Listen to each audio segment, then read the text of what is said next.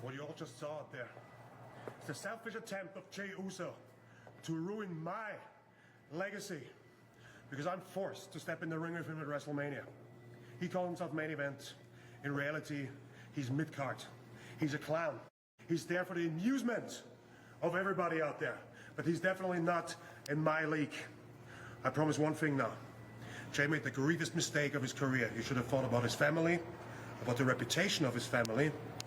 He should have thought about the disappointment that he's going to deliver to all those degenerate fans out there. And I promise you one thing, Jey. From now on till WrestleMania will be hell. 10 weeks of hell. Man, I don't want him to lose the title. I don't want him to lose the title. He's the only legitimate badass who's a champion. When he loses the title at Mania, then who do you have? You have just Cody, and then you have Jey. But at least we're getting 10 weeks of hell. That man beat the shit out of that dude tonight. Coming out there, third week in a row, yeeting. And it is amazing to look at that. Like, you can look at it and be like, how can you not like Jey Uso? What the fuck? Don't want Gunther to lose the title. I still don't want him to lose the title. I'm all for the 10 weeks of hell. And he's going to put him through hell. Like, if you want to be the world champion, you're going to have to be put through hell. The man got beat the shit up. Show starts off with Jey Uso for like the third week in a row. Even on SmackDown, he started to show off. And it's infectious, man.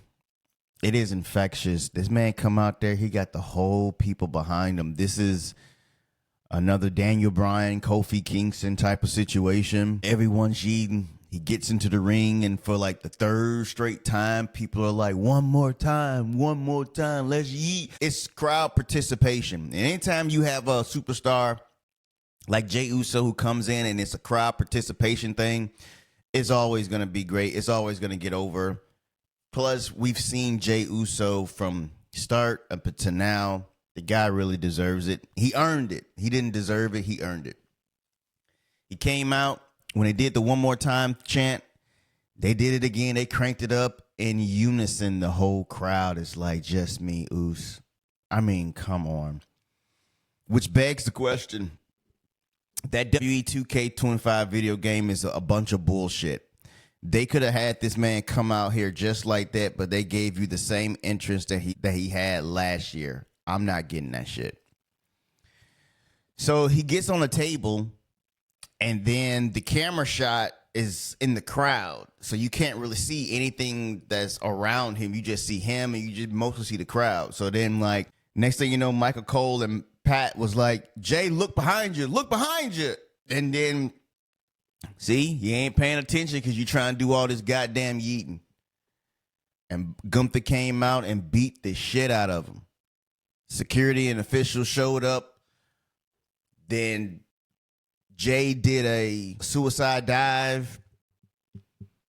But before he did that, he got the mic and he was like, Gunther, I don't know if I want to say this. I don't know if I should say this, but you, me, WrestleMania. I'm like, here we go. Here we go. Then after that, Gunther cut that little promo that I played you in the beginning. 10 weeks of hell is what's finna happen here. You had Dakota Kai and Io Sky, Liv Morgan, and Raquel Rodriguez. Dakota Kai coming back because she had a concussion a few weeks ago in that Intercontinental final. She came out looking good. This was a really good match. I was skeptical at first, but as the match went along, I was like, this is pretty good. Liv Morgan got cut open by a knee from Io Sky. Fucked her ass up. And then in the end, Damage Control wins. You had another back-to-back ladies' night. You had Lyra Valkyria versus Bayley. Match was all right. It was really good. I didn't see another one. Like, these women, man, they're stepping up, and I dig it. Bayley wins. You know she had to win because Friday she's going to be in the NBA All-Star Celebrity Game. Do you know they wasn't going to let that girl walk up and lose her? So she picked up the win here in a pretty good match. Ludwig Kaiser and Pete Dunne, they have some words. Everybody want Penta. Everybody want Penta for some reason. Everybody want Penta. But Ludwig said, you know what I'm saying, I'm going to get him next week. And then Pete Dunne came in and said, stay out of my business, bro. I'll handle Penta. You just stay out of my business. AJ Styles came into the frame, and then Ludwig and AJ was looking at each other, and then Ludwig was just staring at him as he walked off. Could be something there. So it's Michael Cole's birthday. So during the break, McAfee get everybody to say happy birthday to him. I mean, Michael Cole's been around. He's having the best time of his life right now. Like, ever since Pat McAfee showed up, he's been having the best time of his life. AJ Styles came out to the ring. He said his heart is about to beat out of his chest. I know it is, because last time he was in the ring, he fucked himself up. I thought it was like an injury angle. Not an injury angle, but I thought it was like a part of a story. But nah, he got really fucked up. He said he had a career-ending injury, thought he would never get back, but he got up, and he's decided, I still got life in the tank. Gas in the tank, whatever. Dominic Mysterio and Carlito come out there. They come out there to booze and stuff like that. He basically came out there to say they run Monday Night Raw, which they don't. I don't know why they're still doing that. This group needs to go away. And it leads to a match between Dominic and AJ for next week. So that looks like that's going to be fun. We got Seth Rollins being interviewed by Jackie Redmond. He says that Jey Uso choosing Gunther means that all eyes are on Cody and the WWE Championship. This means he has to go to the Elimination Chamber and win. And then Finn Balor came in and said that the only thing people will see is his downfall. We all saw him lose to CM Punk and then lose his mind at the Royal Rumble. He is standing in his way to reaching the top. Rollins said, listen, me and CM Punk got unfinished business. Me and Cody Rhodes got unfinished business. You're standing in my way, and next week I'm going to beat your ass, and then you're going to be off until your little mid-card shit with the Judgment Day, which is really what it is. We got a World Tag Team Championship match between the Royal Raiders and American Made. It ended via disqualification after American Made struck them with the titles. So there you go. I really do think that it's going to be Dominic Mysterio and Finn Balor at WrestleMania. I really do think that's going to happen, because the tensions backstage is starting to build, and I really do think that's going to happen.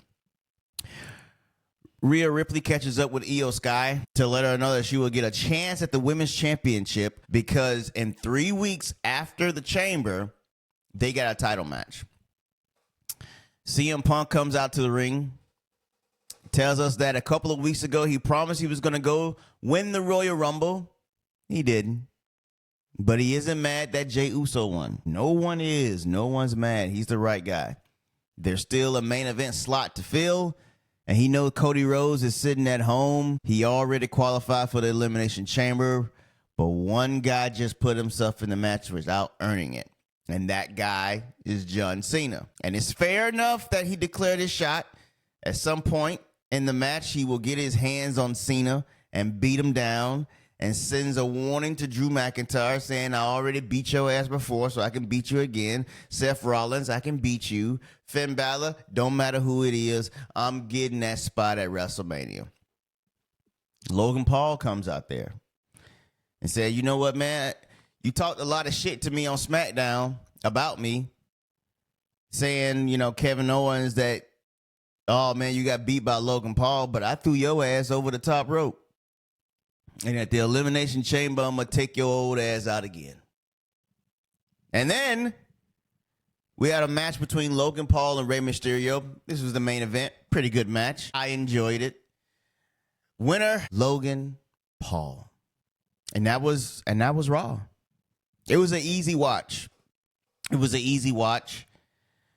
The time just goes by when you're watching Raw. When you're watching SmackDown, it's a marathon. That's why I really don't pay that much attention to it. That's why I really don't cover it like that, because it's too long, man. I can't devote 3 hours on a Friday night. I got shit to do.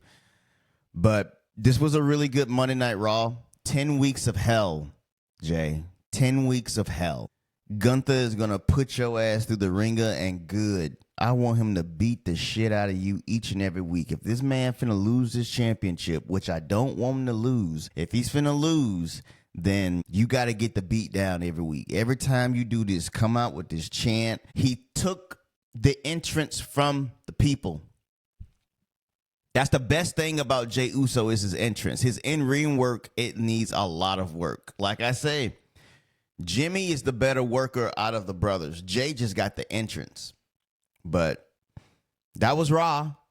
I give Raw a nice C+. I thought it was an all right show. And as we go forward to WrestleMania, we got a lot to look forward to. 10 weeks of fucking hell. I hope this man beat his ass each and every week to have him on the ground like he is right now. But that was Raw. That was Raw.